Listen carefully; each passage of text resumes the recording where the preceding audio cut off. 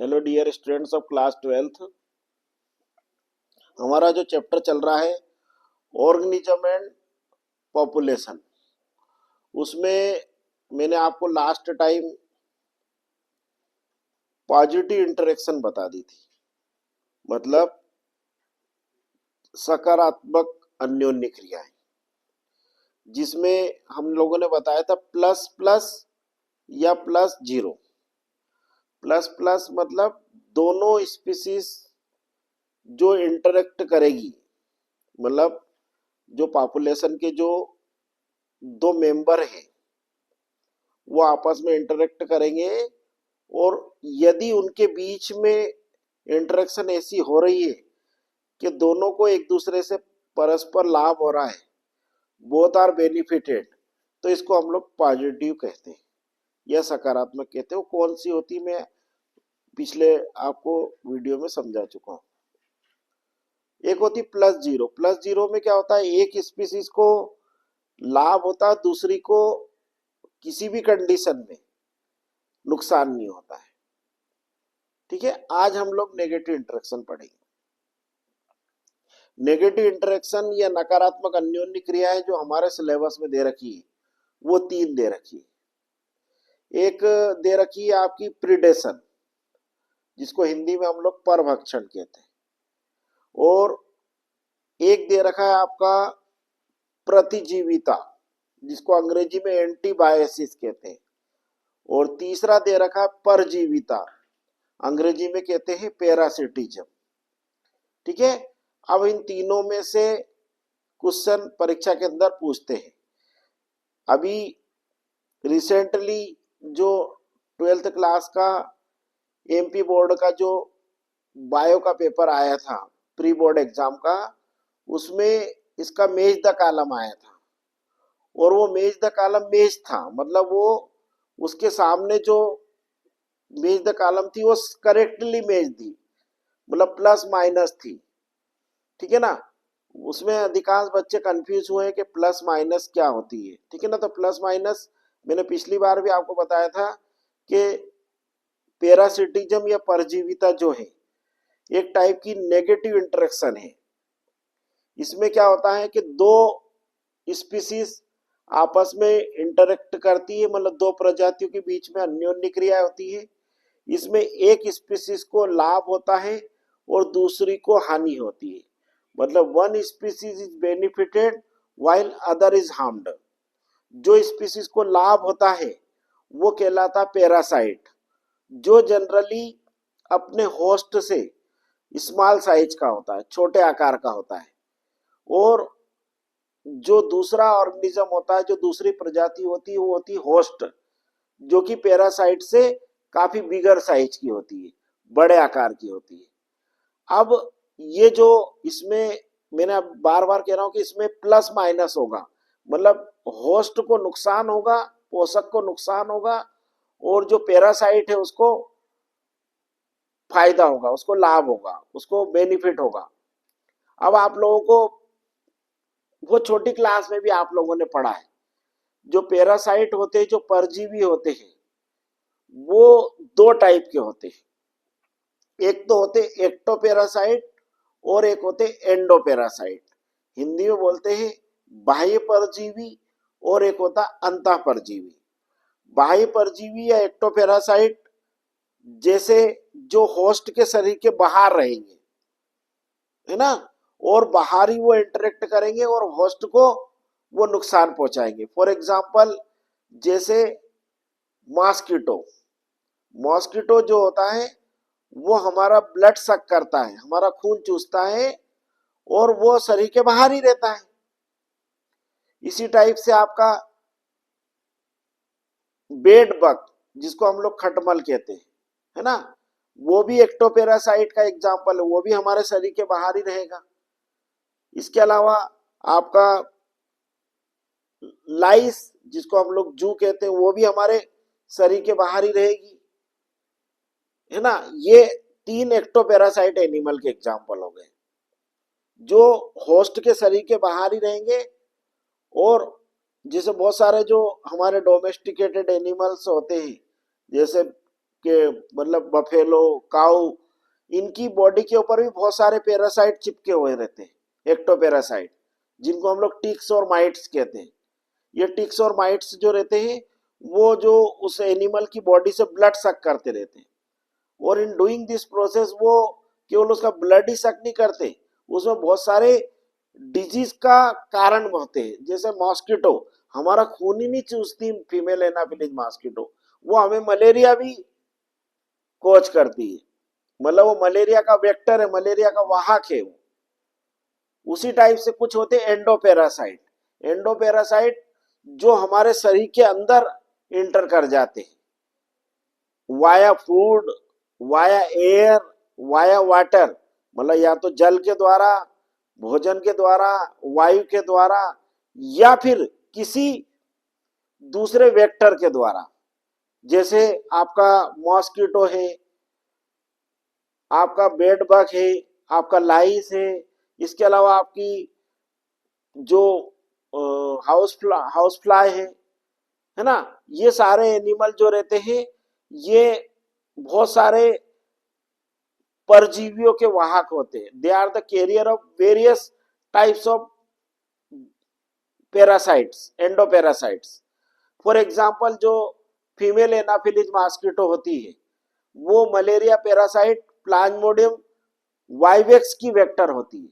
जब वो हमारी बॉडी के ऊपर बैठती है और जब हमारे बॉडी में उसके पियर्सिंग और सकिंग बॉडी पार्ट जब हमारी बॉडी के अंदर डालती है वो, ठीक है ना, तो वो हमारी बॉडी से ब्लड को सक करती है। साथ ही यदि वो इन्फेक्टेड फीमेल एनाफिलिस मॉस्किटो है तो मलेरिया पैरासाइट की जो इन्फेक्टिव स्टेज होती है, जो मलेरिया परजीवी की संक्रमणकारी अवस्था होती है जिसको हम लोग स्पोरोजोइट कहते हैं, वो हमारी बॉडी के अंदर डाल देते। तो ये वो जो स्पोरोजोइट जब प्लाज्मोडियम वाइवेक्स का हमारी बॉडी में जाएगा और जब वो अपना 14 दिन में अपना लाइफ साइकिल पूरा कर लेगा तो वो हमें मलेरिया करेगा। तो मलेरिया का जो पैरासाइट है प्लाज्मोडियम वाइवेक्स, इसी टाइप से एंटमीबा हिस्टोलाइटिका है ना, इसी प्रकार से आपका एस्केरिस लुम्ब्रिकाइडिस है ना, वुचेरेरिया बैंक्रोप्टाई, ये सब जो है ये एंडोपैरासाइट है, अंतःपरजीवी है, ठीक है ना। तो ये सब हमारी बॉडी के अंदर अलग अलग टाइप की बीमारी करते हैं। जैसे प्लाज्मोडियम वाइवेक्स से मलेरिया होगा, एंटमीबा हिस्टोलाइटिका से अमीबाइसिस होगा, वुचेरेरिया बैंक्रोप्टाई से एलिफेंटेंसिस या फाइलेरियसिस होगा, और एस्केरिस लुम्ब्रिकोइडिस से एस्केरियसिस होगा। ये सारे एंडोपैरासाइट हैं। तो ये हमारी बॉडी के अंदर नेगेटिव इंटरेक्शन करते हैं। इस टाइप की इंटरेक्शन को हम लोग पैरासिटिज्म कहते हैं या परजीविता कहते हैं। तो परजीविता में क्या होता है, दो प्रजातियों के बीच में अन्योन्य क्रिया होती है, इसमें एक प्रजाति को लाभ होता है, दूसरी को हानि होती है। मतलब in parasitism interaction occurs between two different species, one is host and another is parasite. Why the in during this interaction parasite is benefited while the host is harmed, ठीक है ना। और ये जो पैरासाइट होते हैं दो टाइप के होते हैं, एक्टोपैरासाइट और एंडोपैरासाइट, मतलब बाह्य परजीवी और अंतःपरजीवी, जिनके भी मैंने आपको एग्जांपल क्लियर कट सेट कर दिए। सेकेंड टाइप की जो इंटरेक्शन होती है जो नेगेटिव टाइप की होती है वो होती है एंटीबायोसिस। एंटीबायोसिस में क्या होता है कि कुछ ऑर्गेनिज्म ऐसे होते हैं जो अपने होस्ट से या अपने जो जिससे वो इंटरेक्ट करते हैं उससे वो डायरेक्ट फाइट नहीं करते, मतलब उसे डायरेक्ट इंटरेक्शन नहीं करते, उसकी बॉडी के कांटेक्ट में भी नहीं आते। They release some chemical substances. वो क्या काम करते हैं, कुछ स्पेशल टाइप के केमिकल सब्सटेंस रिलीज कर देते हैं।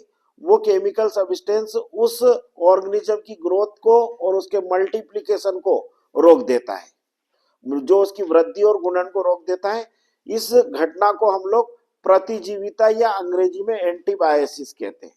इसका सबसे क्लासिकल एग्जांपल है जो आपको दो जगह काम आता है, वो है आपका पेनिसिलियम नोटेटम, जो फंजाई होती है उसके द्वारा जो पेनिसिलिन एंटीबायोटिक निकलता है, वो पेनिसिलिन एंटीबायोटिक जो बैक्टीरिया होते हैं स्टेफाइलोकोकस और अलग अलग टाइप की जो रेंज के बैक्टीरिया होते हैं उन बैक्टीरिया की ग्रोथ और मल्टीप्लिकेशन को रोक देता है, जबकि वो जो पेनिसिलियम नोटेटम होती है उन बैक्टीरिया से डायरेक्ट इंटरेक्ट नहीं करती है, वो उन बैक्टीरिया के अगेंस्ट कुछ स्पेशल टाइप के केमिकल सब्सटेंस रिलीज करती है, और वो केमिकल सब्सटेंस क्या काम करते हैं, उस बैक्टीरिया की ग्रोथ और मल्टीप्लिकेशन को रोक देते हैं, उसकी वृद्धि और गुणन को रोक देते हैं। इस घटना को हम लोग प्रतिजीविता या अंग्रेजी में एंटीबायोसिस कहते हैं। तो इसमें एक को लाभ हो रहा, दूसरे को हानि हो रही, one is benefited while another is harmed. दूसरा इसका एक एग्जांपल और भी है कि बहुत सारे जो प्लांट होते हैं उनकी प्लांट की रूट से कुछ स्पेशल टाइप के केमिकल सब्सटेंस निकलते हैं, वो केमिकल सब्सटेंस क्या काम करते हैं, दूसरे अदर प्लांट की ग्रोथ को रोक देते हैं, वो या जो मान के चलना उन प्लांट को वो उगने नहीं देते। ये भी एक एग्जांपल है इसका एंटीबायोसिस का, ठीक है ना। तो ये आपके दो एग्जांपल हो गए किसके, एंटीबायोसिस या प्रतिजीविता के। तीसरा जो इसमें नेगेटिव इंटरेक्शन में मैंने अभी आपको बताया वो है परभक्षण या अंग्रेजी में कहते हैं प्रीडेशन।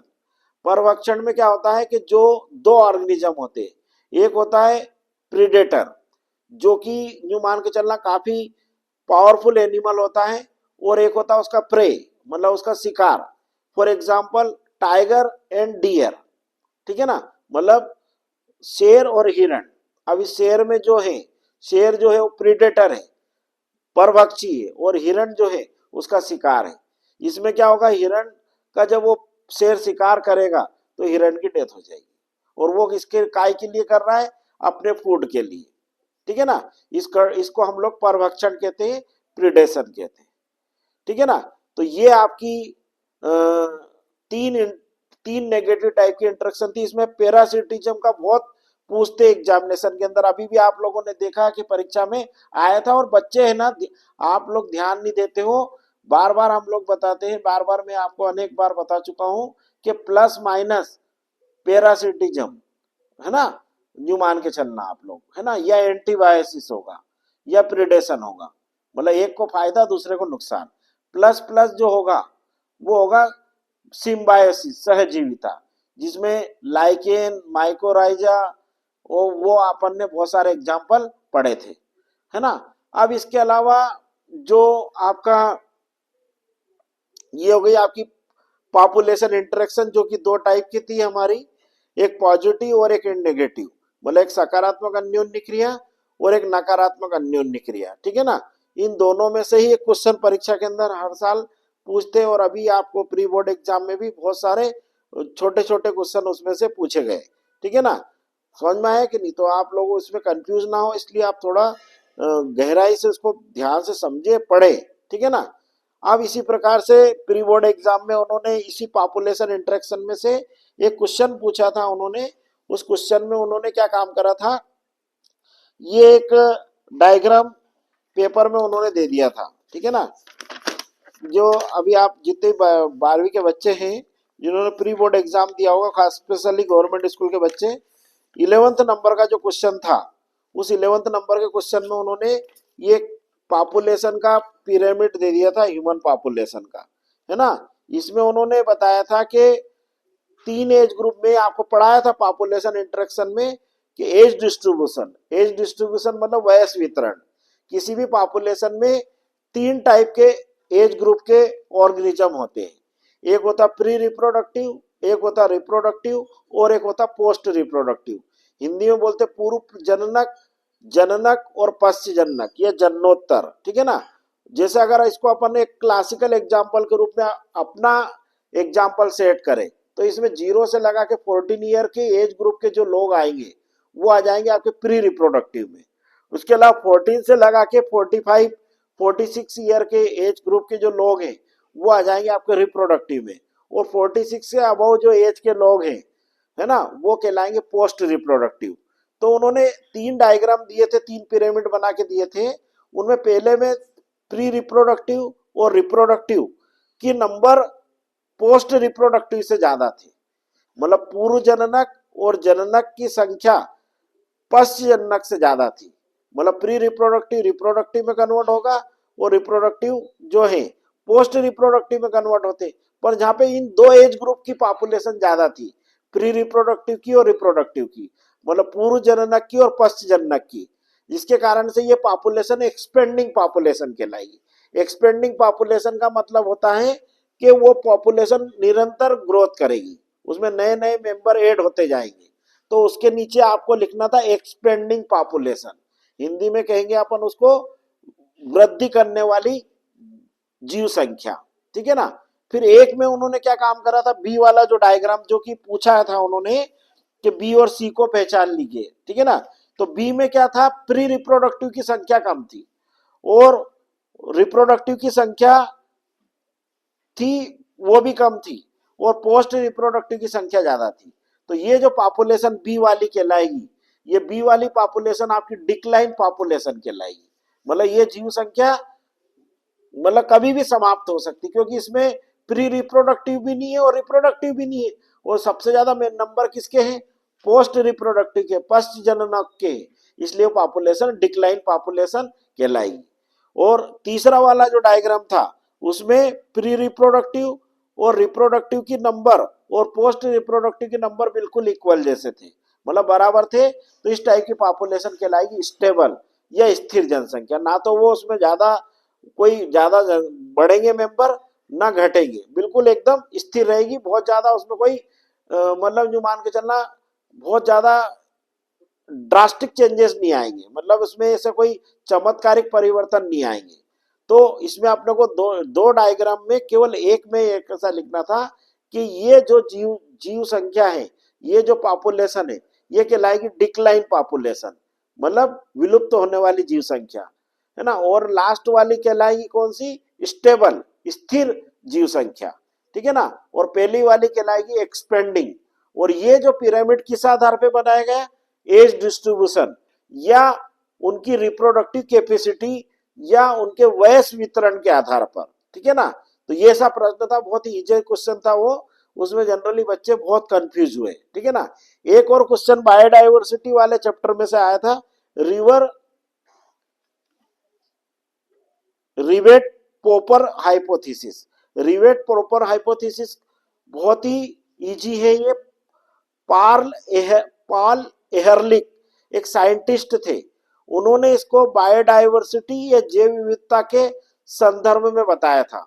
उन्होंने इसको एरोप्लेन से इसकी उन्होंने मतलब कंपैरिजन करी। जैसे अपन एरोप्लेन में बैठते हैं, एरोप्लेन के अगर पंखे घूमना बंद हो जाएंगे तो वो एरोप्लेन क्या होगा, उड़ नहीं पाएगा, ठीक है ना। तो उसकी जो पंखुड़ियां थी, उसके जो पंखे थे, उनको उनको जो है उन्होंने रिवेट की मतलब वो मतलब संज्ञा दी, ठीक है ना।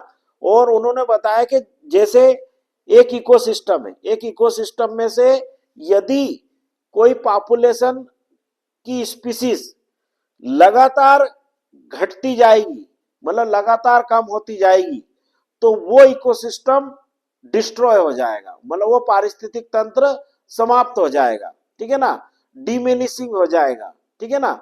और अगर मान के चलो उसमें अगर पॉपुलेशन वो जैसे सपोज करो फैन जो है वो प्रॉपर फंक्शनिंग करते रहेंगे तो अपना जो प्लेन है वो प्रॉपरली उड़ता रहेगा। यदि किसी स्पीसीज के नंबर बराबर लगातार बने रहेंगे तो वो बायोडाइवर्सिटी उसमें कम नहीं होगी, जैव विविधता कम नहीं होगी, और वो इकोसिस्टम स्टेबल या स्थिर बना रहेगा और उसमें एक निश्चित एक डेफिनेट बैलेंस बना रहेगा।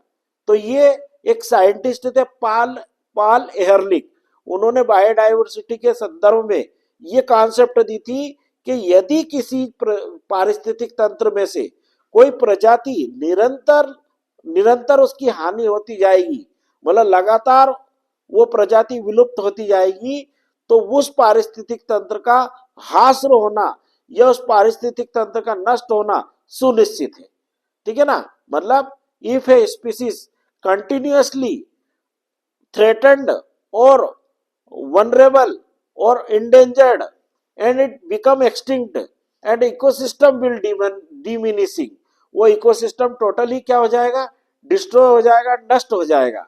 इसको उन्होंने जैव विविधता के संदर्भ में ये कॉन्सेप्ट दी थी। इस कॉन्सेप्ट को हम रिवेट पोपर हाइपोथेसिस कहते हैं, तो ये भी बहुत इजी क्वेश्चन था, ठीक है ना।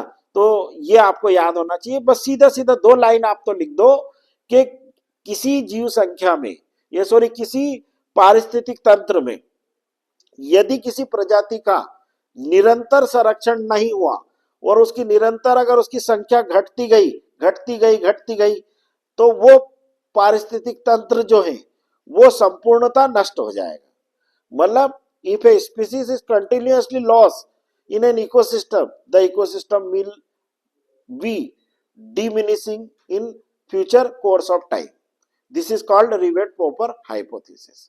तो ये दोनों क्वेश्चन बहुत इजी क्वेश्चन थे, जो कि जनरली बच्चों को कंफ्यूजन हुआ उनको करने में। बाकी बहुत इजी प्रश्न थे, वो उनको अगर आप ध्यान समझे तो आप लोग अच्छे से करना है। अब अगली बार जैसे आप कभी मान के चलो ये एनुअल एग्जाम में आ गया, तो एनुअल एग्जाम में आप ये गलती ना करें, ठीक है ना। इस वीडियो को आप ज्यादा से ज्यादा लाइक करें, शेयर करें, क्योंकि इसमें मैंने आप लोगों को जो अभी जो प्रेजेंट में जो आपकी प्रॉब्लम्स आई वो प्रॉब्लम भी हल करी। और इसी के साथ हमारा ये ऑर्गेनिज्म एंड पॉपुलेशन वाला जो चैप्टर है ये आज हमारा समाप्त हो गया। और ये इसके कंटिन्यूअस आप 4 वीडियो हैं आपके ये ऑर्गेनिज्म एंड पॉपुलेशन के, चारों को आप लोग लगातार बार बार देख ले, क्योंकि इसमें से थोकबंद प्रश्न आएंगे, क्योंकि ये चैप्टर इस यूनिट का पहला चैप्टर है, ठीक है ना। तो इस वीडियो को ज्यादा ज्यादा लाइक करें, शेयर करें और कमेंट भी करें, ठीक है ना। Okay, all the best.